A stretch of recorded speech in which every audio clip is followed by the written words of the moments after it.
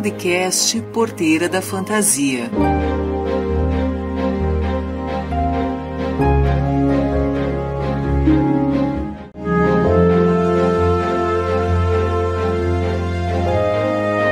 Sejam muito bem-vindos ao nosso podcast.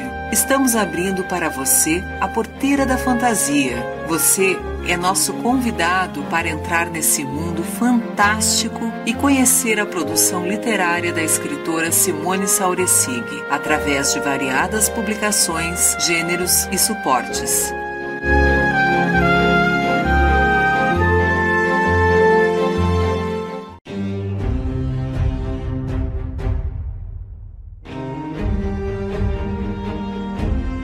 Oi, é sempre muito bom receber vocês, leitores, personagens principais dessa série. Eu me chamo Leocádia Costa e estamos começando o 9º episódio do podcast Porteira da Fantasia. Neste episódio falaremos da saga Os Sóis da América, de Simone Sauresig, publicação independente. Foca na sinopse. Os Sóis da América é uma saga em 4 livros que conta a história de Pelume, um menino que vive ao sul de todos os povos. Buscando uma história mítica de grande importância para sua gente, Pelume embarca em uma jornada do extremo sul ao extremo norte do continente, numa aventura cheia de emoção e magia, que vai mexer com a sua maneira de ver o continente americano. Esse é o resumo da história, mas além disso, escuta só algumas curiosidades sobre os volumes da saga. Em 2013 foram lançados os 2 primeiros volumes com ilustrações de Fabiana Giroto Boff. O primeiro livro se chama Onádia Adigua e apresenta o protagonista Pelume. Ele inicia sua jornada no sul da América do Sul e segue viagem rumo ao norte. Durante sua andança, ele vai descobrindo um novo e velho continente, encontrando criaturas mágicas de diferentes folclores e tradições sul-americanas e fazendo amizades que o seguirão por toda a jornada. O livro foi lançado durante a segunda Odisseia Fantástica daquele ano de 2013. Em resenha crítica de 27 de maio de 2013, no blog Mensagens do Hiperespaço.blogspot.com, há o seguinte comentário: a história de Pelume segue uma tradição na fantasia, que é a narrativa de jornada, história sobre uma longa e atribulada viagem ao longo do qual o protagonista reúne amuletos mágicos, faz amigos e descobre a si mesmo e ao seu destino. O que diferencia essas histórias de tantas outras que seguem o mesmo formato é justamente o fato da autora ter instalado a narrativa nas paisagens de uma América mítica, fazendo uso mais ou menos livre das muitas lendas dos povos que habitaram o continente. Volta e meia surgem cenários familiares aos leitores. O segundo livro se chama A Flauta Condor. Nele, Pelume segue seu caminho através da Espinha Branca, o mundo das assombrações andinas. Pelume, Nimbó e Miski são envolvidos em uma trama para eliminar os herdeiros do trono de Tauan Tinsuyo, o país das 4 direções, o mundo dos Incas. Um colaborador da saga foi o revisor Sancler Stockler, escritor identificado com a terceira onda da ficção científica brasileira, falecido em abril de 2013. Em 2017 e 2018, foram lançadas novas edições dos volumes da saga com ilustrações de capa e contracapa de Jefferson Jacques. A nova edição impressa de 2017 foi publicada através do Clube de Autores e da Árvore de Livros. Num único volume estão Onádia Adigua e A Flauta de Condor. Em 2018, a nova edição é publicada somente através do Clube de Autores. Num único volume estão O Coração de Jade e A Pedra da História. Neles, Pelume segue sua jornada pela América, acompanhado de seus amigos Nimbó e Miski. Sem querer, o trio se envolve na trama arquitetada por uma mulher enciumada, que pode culminar no fim do mundo, de acordo com a visão dos astecas. E no extremo norte do Velho Norte, os protagonistas finalmente se encontram diante de uma terrível terrível batalha e uma escolha definitiva. Os Sóis da América foi tema de um podcast Poranduba de Andrioli Costa, gravado antes da publicação da saga, mas veiculado somente em 2 de maio de 2019. No blog ossoisdaamerica.wordpress.com você encontra o processo de produção da saga. Confere! Os Sóis da América tem uma página no Facebook. É só curtir em @Sóis da América. Você encontra também a saga Os Sóis da América com todos os 4 volumes em formato e-book no Amazon e na loja Porteira da Fantasia. Boa viagem! Essa é a parte da degustação do livro para você, leitor ouvinte. Sim, vamos ler um trecho incrível dessa história. Escolhe um lugar bem confortável para acompanhar essa breve leitura.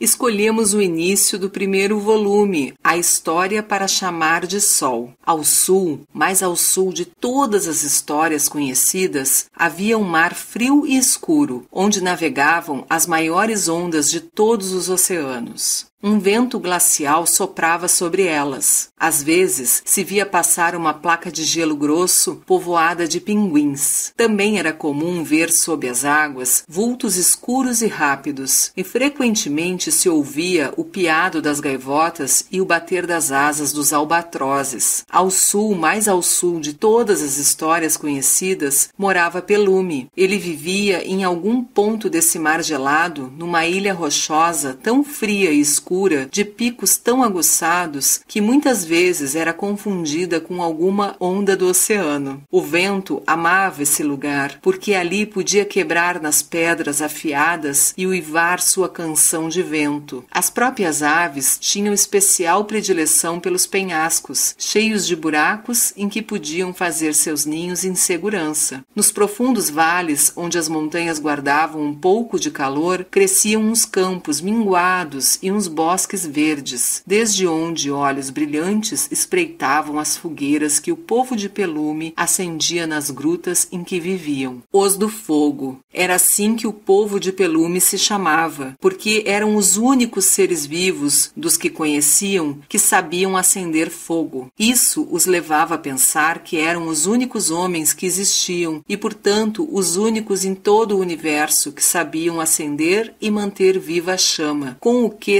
davam por muito satisfeitos. Na verdade, o povo de Pelume não tinha nome e só usava esse título pomposo, nada parecido com a vida tranquila e feliz que levava, quando precisava distinguir-se dos outros seres vivos da região, como os guanacos, as focas, os pinguins ou as gaivotas. Os do Fogo tinham uma série de costumes curiosos, como saudar-se pondo o polegar direito na ponta do nariz e movendo os outros dedos, ou sacudir o pé esquerdo quando se despediam dos demais. Também diziam que sua casa era a caverna mais alta do mundo, mas tudo isso era só porque eles não conheciam o mundo, nem as coisas estranhas que existem nele. Eles viviam nessa caverna grande e confortável em que tinham vivido os avós dos seus avós e por aí afora, durante milhares de anos. Seus antepassados, como eles mesmos, haviam dedicado quase todo o seu tempo para manter acesa a mesma fogueira e a ouvir as canções dos ventos. Era uma gente que amava aquelas ilhas tanto quanto o primeiro homem que pisara nelas. Havia peixes em abundância, ovos de pássaros em grande quantidade e muito sossego. Temiam apenas as tempestades, que sempre eram terríveis, e gostavam de dançar em torno do fogo milenar, inventando cantigas à medida que inventavam os passos.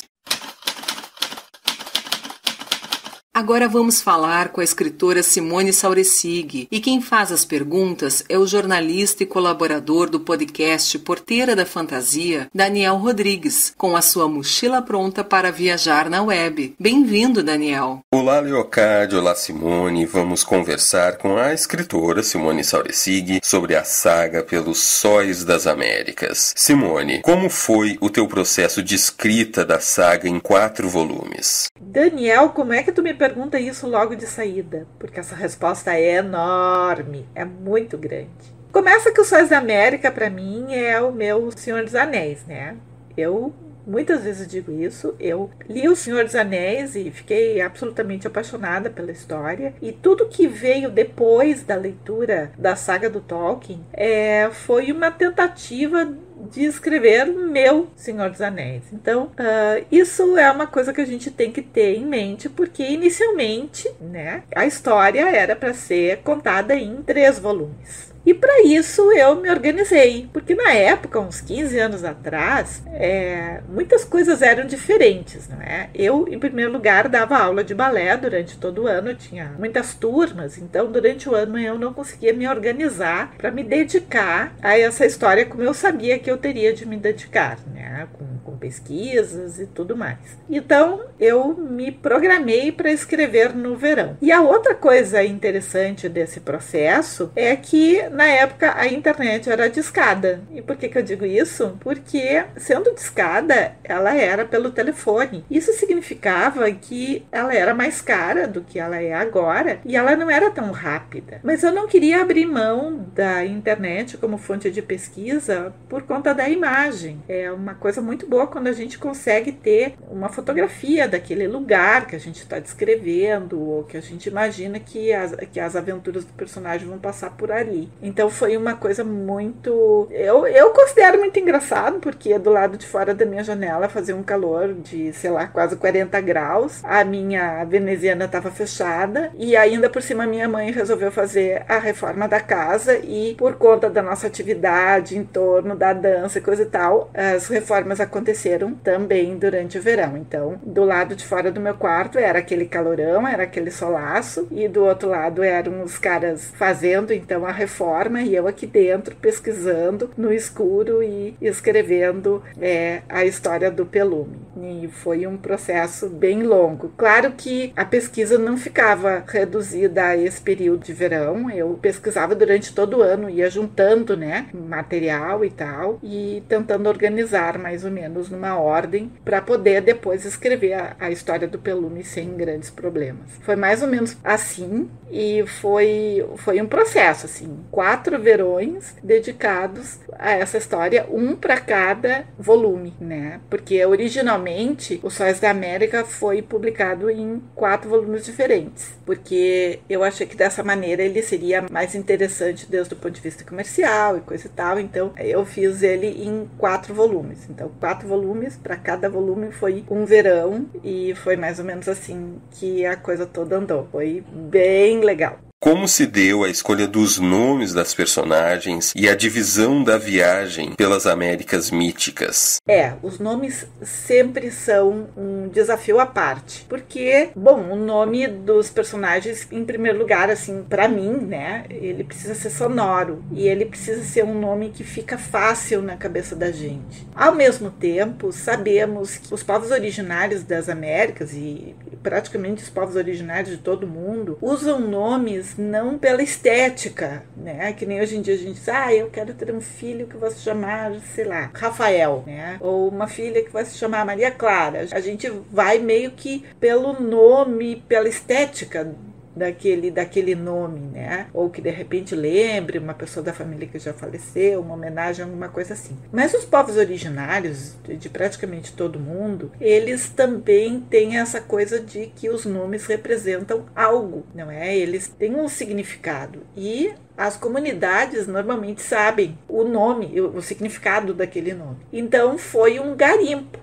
Porque, claro, por exemplo, o Pelume foi fácil, entre aspas, porque na época eu não tinha material de pesquisa dos povos originários da Terra do Fogo, que é onde mais ou menos começa a história. Então eu não tinha material de pesquisa e tive que inventar. Literalmente, eu inventei os nomes dos personagens do clã do Fogo. Inclusive o próprio nome dos do Fogo, que remete imediatamente aos povos que viviam na Terra do Fogo, que por isso tem esse nome, Terra do Fogo, porque quando os europeus chegaram no extremo sul do nosso continente e foram dar a volta, né, lá por baixo, quase pela Antártica, eles perceberam que nos paredões de pedras que eles divisavam haviam fogueiras, e aí passaram a chamar aquele território ali de Terra do Fogo. Mas eu não tinha referência nenhuma, então eu tive que inventar. Então Pelume, que vem a ser pé no lume, né, pé na fogueira. Inclusive eu primeiro inventei o nome do personagem, depois depois eu tive que me quebrar para inventar uma explicação para esse nome, porque eu não parei para pensar nisso, pensei nisso só depois e quase que me estrupiei, né? A gente faz as coisas na ordem certas, amigos ouvintes, escritores. Não façam como a tia Simone, façam a coisa direitinho, né? Na ordem correta. E, bom, e depois eu fui passando. Então, por exemplo, Miski é mais ou menos Mapuche. Então, lá fui eu procurar vocabulário Mapuche que eu pudesse encontrar pela internet. Daí a importância também da presença da rede para a construção dessa história, né? Nimbó é Guarani, mas aí eu tenho um dicionário Tupi-Guarani português aqui em casa e procurei ali o nome dele. E assim foi. Cada personagem, cada povo que aparecia, eu tinha que, entre outras coisas, procurar um bom dicionário, um bom vocabulário bilíngue para poder dar nome para aquele personagem. E foi maravilhoso. Eu me considero assim que eu só aprendi, né? A parte disso é muito importante para nós, sobretudo para nós que vivemos nas grandes cidades e achamos que todo mundo fala português ou todo mundo fala inglês ou alguns desses idiomas. Não nos damos conta da quantidade de povos que viviam na América, de culturas diferentes, e eu espero que a ideia de que cada povo com o qual o Pelume se encontra aporta e traz coisas diferentes para ele, eu espero que o meu leitor se sinta na pele do Pelume e se sinta descobrindo esses povos também, né? E perceba o quão rico é a cultura americana, e quando eu digo americana me refiro às Américas do Sul ao norte do continente. É uma coisa maravilhosa, e escolher os nomes dos personagens foi uma coisa assim, foi uma viagem à parte. A divisão da viagem pelas Américas, bom, aí, como eu falei anteriormente, eram para ser 3 volumes, que era para ser América do Sul, América Central e América do Norte. Mas quando eu cheguei na região ali dos Andes, dos Incas e tal, daí não deu, né? Eu tive que colocar um volume a mais, porque não cabe em 3 volumes. É muito rico. É muita gente, é muita cultura. Então, foi mais ou menos assim que eu organizei Os Sóis da América. A coleção viaja por algumas culturas, descobertas, idiomas, mapas e imaginário americano. Qual a parte mais difícil de escrever e por quê? Bom, gente, parte mais difícil. Todas foram muito desafiantes, não é? Na verdade, houveram 2 partes assim que foram mais complicadas. A parte do norte, da América do Norte, porque a maioria do material que eu encontrava na rede, eu não encontrei praticamente nada aqui em formato de livro, né, que eu pudesse aproveitar. Lembro que estamos falando de 15 anos atrás do momento que eu estou gravando esse podcast. Então, há 15 anos atrás, eu não encontrei muito material sobre os povos e a mítica dos povos da América do Norte. Então, eu fui para a internet e o problema é que havia bastante, mas o problema é que estava tudo em inglês e eu não leio em inglês. Também há 15 anos atrás não havia o tradutor do Google, então eu sentei aqui com material no escuro, meu dicionário de inglês-português e fiz muita coisa no MOOC, assim, foi bem cansativo, né? E isso foi difícil no sentido de trabalhoso, muito trabalhoso. Agora, a parte mais difícil, que eu considero mais difícil mesmo, é a parte do 3º volume referente à cultura asteca. Porque os astecas, eles tinham uma cultura que, para nossa visão, é uma cultura muito violenta. Os espanhóis relatavam, não que os espanhóis fossem santos, porque eles não foram, e a gente sabe que foi uma coisa terrível, né? Os confrontos entre os civilizados, entre aspas, e os povos originários da América. Mas os espanhóis faziam relatos, assim, deles chegarem nos templos astecas e encontrarem os altares para os deuses cobertos de sangue humano, né? E aquela coisa. E a gente sabe que eles tinham uma religião que realizava sacrifícios humanos. É uma realidade histórica. E aí, bom, eu precisava passar pelos astecas. Era impossível não passar pelos astecas, mas eu precisava trazer para o meu leitor brasileiro, porque eu tinha muito claro que o meu leitor para esse livro, pelo menos o leitor inicial para esse livro, é o leitor brasileiro, a criança, o adolescente brasileiro. E como é que eu vou falar disso para esse leitor sem que isso seja pejorativo, sem que isso seja uma coisa negativa? Então eu tive que fazer realmente uma imersão no universo Nahuatl, no universo asteca e compreender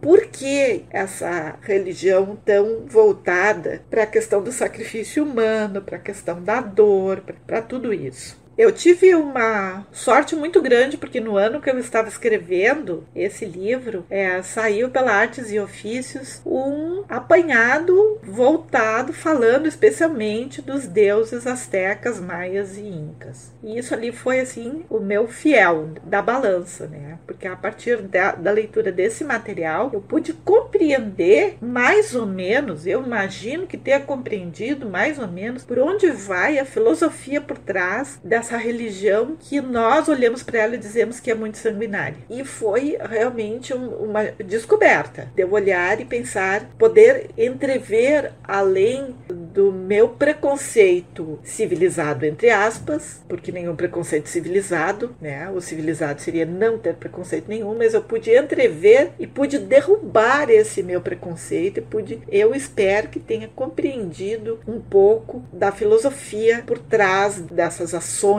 astecas. E também assim, né, a gente termina se deparando com uma civilização fantástica, no sentido de que era uma civilização muito consistente. Eu fico muito chocada que as pessoas conheçam tão pouco sobre os astecas. Eu sugiro aos ouvintes que assistam Maia e os Três na Netflix. Por favor, assistam esse desenho animado, porque muita coisa a gente consegue compreender e apreender assistindo o desenho. Não é para levar ele como se fosse lição de escola, também não é para levar os Sóis da América como se fosse lição de escola, porque não é, mas é uma forma da gente começar a puxar o fiozinho do nosso interesse para mergulhar nesse mundo incrível que é o imaginário americano. Um trabalho como esse exige muita pesquisa prévia antes de ir parar no papel. Ao escrever a saga, o que você descobriu sobre as Américas? Bom, ouvintes, Daniel, Leocádia, não vai dar para dizer para vocês o que eu descobri sobre as Américas, porque senão nós vamos continuar com esse podcast aqui por horas e horas e horas e horas. Porque a América e os povos originários da América são um universo à parte, são culturas riquíssimas, são cosmogonias incríveis, são idiomas diferentes, modos de ver a vida, modos de ver o universo, de compreender a realidade, cada um tem a sua versão das coisas. É impossível fazer uma relação de tudo que eu descobri sobre as Américas. E eu só consegui colocar um pedacinho de tudo que eu pesquisei, de tudo que eu encontrei nas páginas dos Sóis da América, né?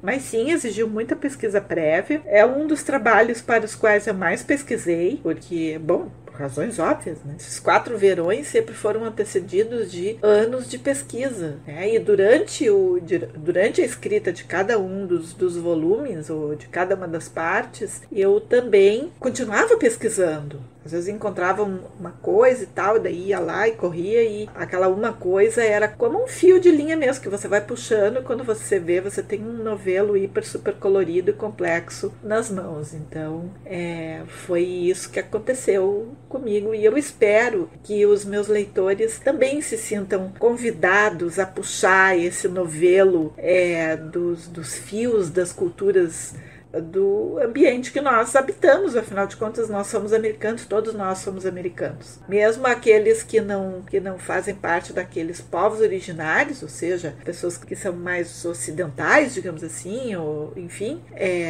nós somos americanos. E tudo isso deveria de ser parte da nossa bagagem cultural. Então é um livro também que é um convite para que as pessoas descubram a América. Fale um pouco sobre essa relação que os povos americanos têm com a Mãe Terra. Bom, ouvintes, Daniel, na verdade eu não me sinto à vontade de falar sobre a relação dos povos americanos com a Mãe Terra. Cada povo americano tem a sua relação particular, a sua forma de ver isso, e eu não me sinto autorizada a falar em nome deles. O meu lugar de fala é a literatura. É na literatura que eu encontro espaço para dizer para o meu leitor: olha só o que eu encontrei fazendo pesquisas.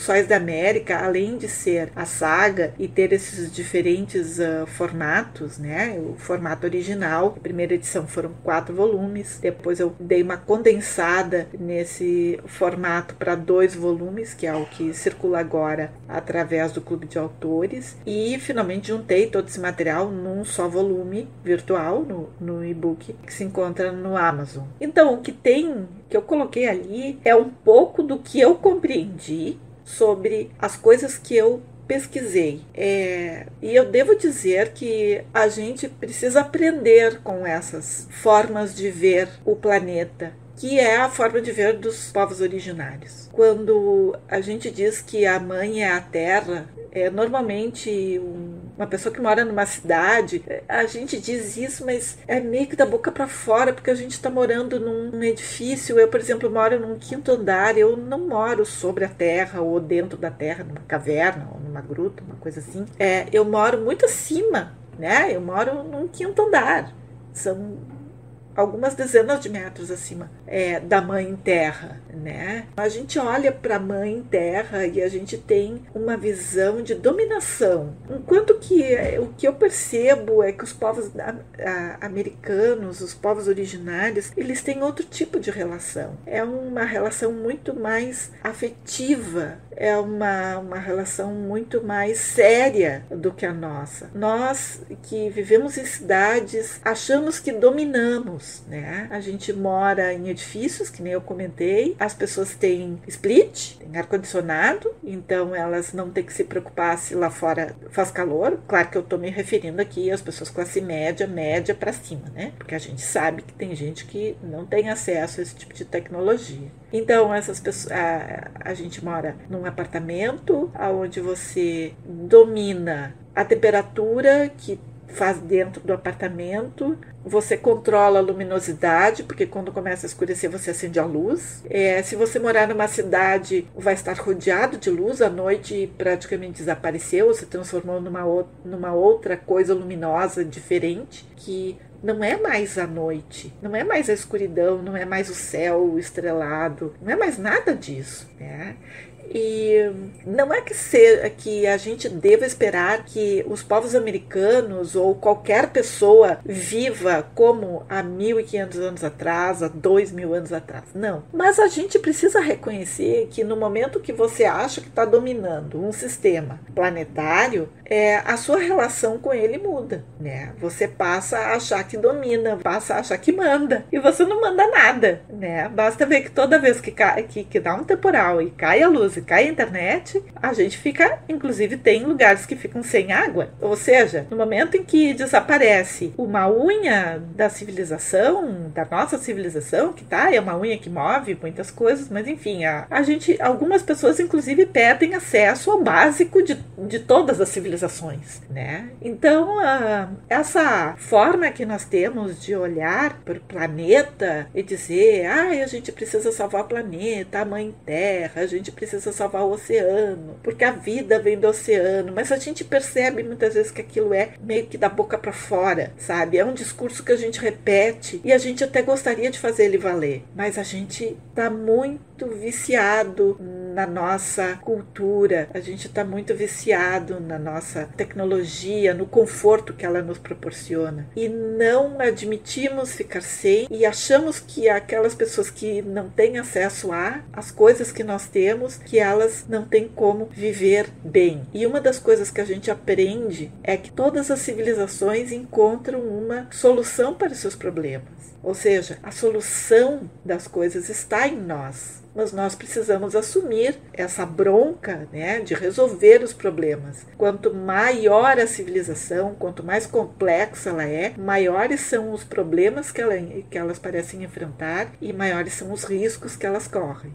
Não é por acaso que lá no Homem-Aranha o personagem diz que com grandes poderes vem grandes responsabilidades, pois isso deveria de ser aplicado também às civilizações. Grandes poderes nos dão grandes responsabilidades responsabilidades. E os povos americanos e essa relação que eles têm com a terra nos ensinam que a terra é mãe e que nós pertencemos a ela e não ela pertence a nós. Então, talvez essa seja a coisa mais importante que eu tenha aprendido com toda a pesquisa sobre as histórias que eu trouxe para os Sóis da América. Abrimos agora a porteira da fantasia para os convidados deste episódio. Venham a pé, de barco ou a cavalo e sejam muito bem recebidos pelos livros. A primeira visita é de Fabiana Girotti Boff. Ela é arquiteta e urbanista há 2 anos. Trabalha em um escritório de paisagismo e é desenhista nas horas vagas. Oi, Fabiana, bem-vinda! Você ilustrou a primeira edição da série. Conta aos nossos leitores ouvintes como foi o seu processo de criação. Bom, o meu processo de criação contou com uma base que a Simone mesmo me passou, sendo uma explicação da pesquisa toda dela pela cultura das Américas e referências visuais. A minha mãe também quis acompanhar na aventura. Lemos juntas, interpretamos os textos. É bem importante quando mais de uma pessoa interpreta o mesmo texto. Senti bastante dificuldade em achar mais imagens de referência da cultura, das vestimentas, dos adereços. Esses detalhes são importantíssimos na elaboração e criação dos desenhos. Então, para me abastecer, precisei interpretar fielmente as descrições do próprio livro. E na internet achava apenas alguns pedaços, seja um pedaço do portal esculpido ou alguma parte de algum adereço. É muito curioso pensar que, sobre a cultura nórdica no geral, a grega, a europeia num todo, se acha com muita facilidade os detalhes das vestimentas, dos adereços, a cultura em si, os ritos, e que temos pelo Brasil festivais dessas culturas, onde se tem com bastante propriedade esses detalhes culturais, em contraste com um pouco que se conhece ou se sabe sobre a nossa e a do nosso continente americano. Por isso, considero importante esta obra, de abranger cada vez mais a cultura das Américas por aí. Algumas viagens que você fez serviram de material para Simone. Comenta um pouco sobre as viagens e quais materiais você enviou para ela?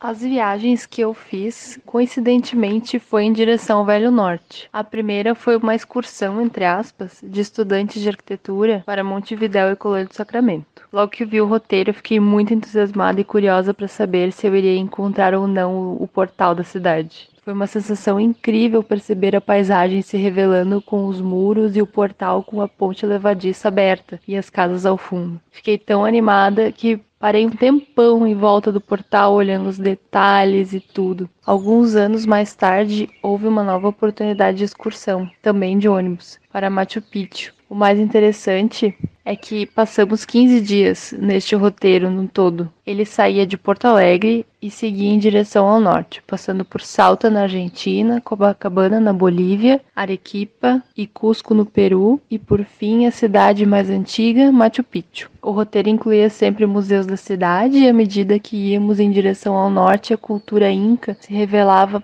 cada vez mais nos registros históricos. Perceber isso foi muito bom. Ao andar pelas ruas de Copacabana, encontrei muitas esculturinhas dos desenhos incas em pedra-sabão, fossem colares ou em peças de decoração. Uma delas foi a escultura da Porta do Sol, esculpida em pedra-sabão. Então tive a ideia e trouxe um para a Simone. Para chegar à cidade de Machu Picchu, é necessário ir de carro em longas horas pelas montanhas ou de trem, que passa pelo vale delas. É muito lindo ir de trem e ir de dia para poder enxergar toda a paisagem entre as montanhas. A cidade que dá acesso à montanha de Machu Picchu se chama Águas Claras. Ao chegar ao topo da montanha, para mim foi uma sensação indescritível, combinando com o sol da manhã que atravessa as montanhas, criando feixes de luz em direção ao vale, com uma brisa suave, vinda do vale, literalmente uma sensação divina. Para compreender, sugiro conhecer você mesmo. A segunda visita é de Christopher Casten Smith, que é escritor norte-americano mais conhecido pela sua série de noveletas A Bandeira do Elefante e da Arara, com suas obras de ficção publicadas em 12 países. Atualmente é gerente-geral do projeto Wonderbox na Aquarius. Oi, Christopher, bem-vindo. Como pesquisador e crítico, quais aspectos literários você destacaria que estão presentes na série do jovem pajé Pelume e sua grande viagem através de uma América alternativa? Olá, eu acompanho o trabalho da Simone há muitos anos. Fui, inclusive, leitor beta do 4º livro de Os Sóis da América e sou grande fã da série. Em 2014, eu escrevi e apresentei um artigo em inglês no evento LonCon, que era uma edição em Londres da Convenção Mundial de Ficção Científica e Fantasia. E esse artigo depois foi republicado na revista chamada Foundation International Review of Science Fiction. É uma revista acadêmica literária fundada em 1972, considerada uma das 3 mais importantes do mundo no estudo de ficção científica e fantasia. E o artigo já foi citado em vários outros artigos depois. Você levou os Sóis da América para LonCon. Comente sobre isso. O nome do artigo em português seria Simone Sauersig e a Época Indígena. E neste artigo eu falo sobre a tetralogia, que apresenta uma versão fantástica alternativa da América e conta a viagem do protagonista Pelumi numa viagem que atravessa o mundo do sul ao norte, desde a Terra do Fogo até Alasca. Para mim, a obra é o Senhor dos Anéis brasileiro, ou até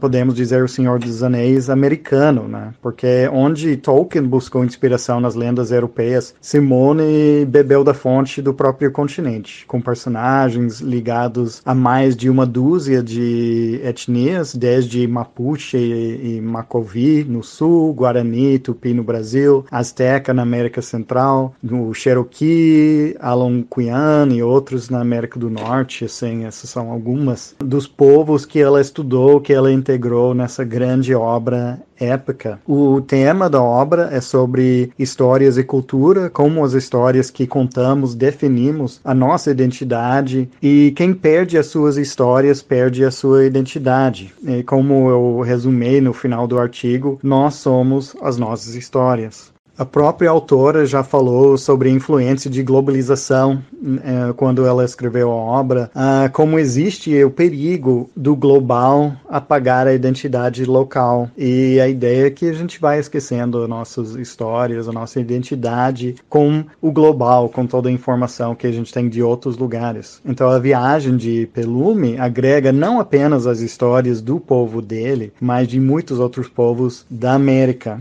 Ele representa um guardião cultural, uma pessoa que protege e repassa a identidade do povo para futuras gerações. Pelo menos essa é o que a minha interpretação no artigo, né? E eu acredito que a obra em si foi a jornada do herói da própria Simone.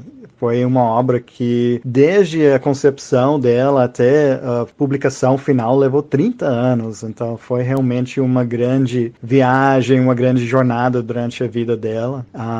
Eu acho uma obra muito relevante, que deve ser estudada cada vez mais no futuro, dada a devida importância na história da literatura brasileira. E, falando de opinião própria, é uma história com personagens cativantes, um enredo lindo, com um fechamento inesquecível. Eu recomendo muito para quem nunca leu. E, de novo, eu achei tão importante, tão fundamental, que acabei publicando um artigo sobre no exterior. Então, muito obrigado pelo tempo de falar sobre essa grande obra. A terceira visita é do Jefferson de Moraes Jaques, que reside em Novo Hamburgo, na região do Vale dos Sinos, do Rio Grande do Sul. Ele é professor de língua portuguesa e literatura no ensino médio da Rede Estadual Gaúcha. É mestre em teoria literária pela Pontifícia Universidade Católica do Rio Grande do Sul e o objeto de sua pesquisa é a história em quadrinhos brasileira contemporânea. Desenha e lê muito desde criança e hoje faz desenhos de retratos sob encomenda. Em turnos livres também ministra aulas de desenho. Oi, Jefferson, bem-vindo! Você ilustrou as capas e contracapas da segunda edição de Os Sóis da América, sendo que este tipo de ilustração é responsável por dar personalidade estética a um livro. Comenta um pouco sobre esse processo?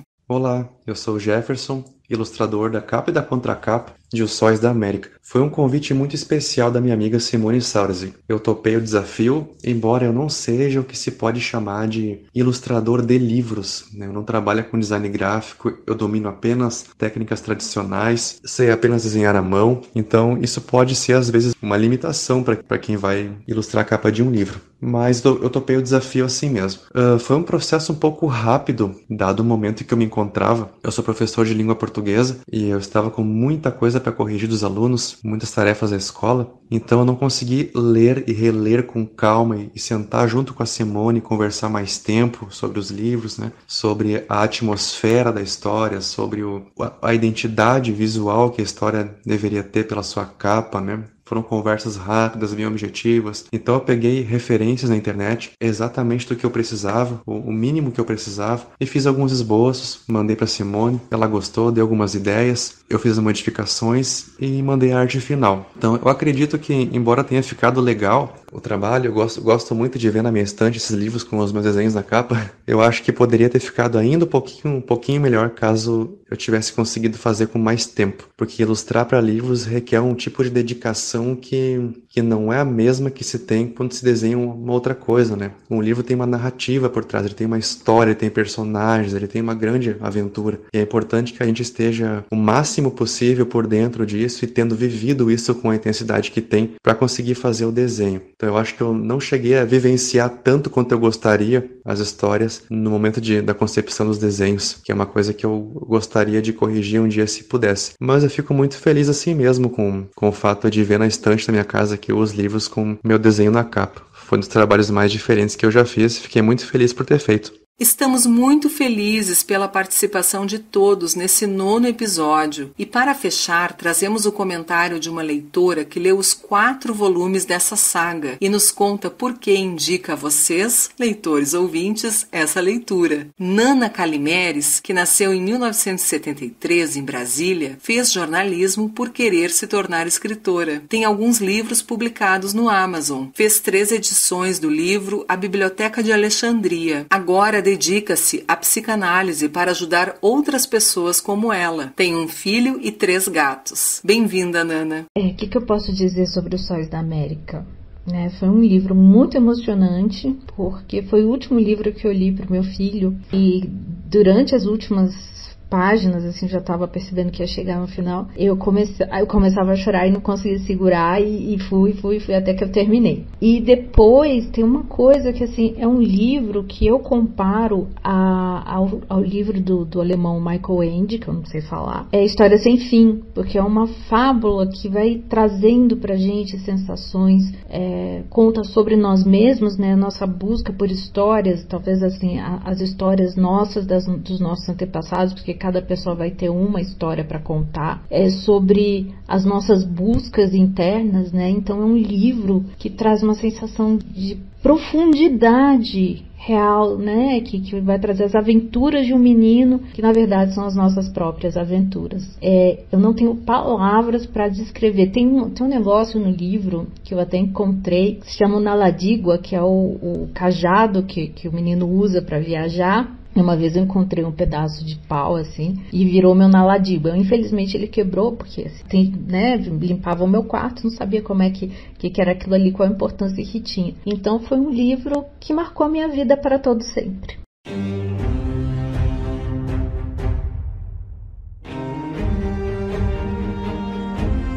Apresentamos o 9º podcast Porteira da Fantasia, que nos trouxe a saga Os Sóis da América, de Simone Sauersig. Para quem gostou e ainda não leu, é só acessar a loja virtual www.porteiralivros.lojaintegrada.com.br. Você também pode escrever para porteira.fantasia@gmail.com e deixar o seu recado. Convidamos vocês, leitores ouvintes, para o 10º episódio, que será um presente de final de ano da escritora Simone Sauersig. Preparem-se para a contação de histórias, o Natal de Goodlin. Os episódios dessa série estarão no Spotify, Deezer e canal de YouTube. Então compartilhe esse espaço voltado para você, leitor, que é o nosso personagem principal. Boas leituras e até o próximo podcast Porteira da Fantasia. Tchau! Esse foi o podcast Porteira da Fantasia, com a produção literária da escritora Simone Sauresig. O podcast tem a produção da Mirai e a participação de convidados que compartilham com você esse fantástico mundo literário.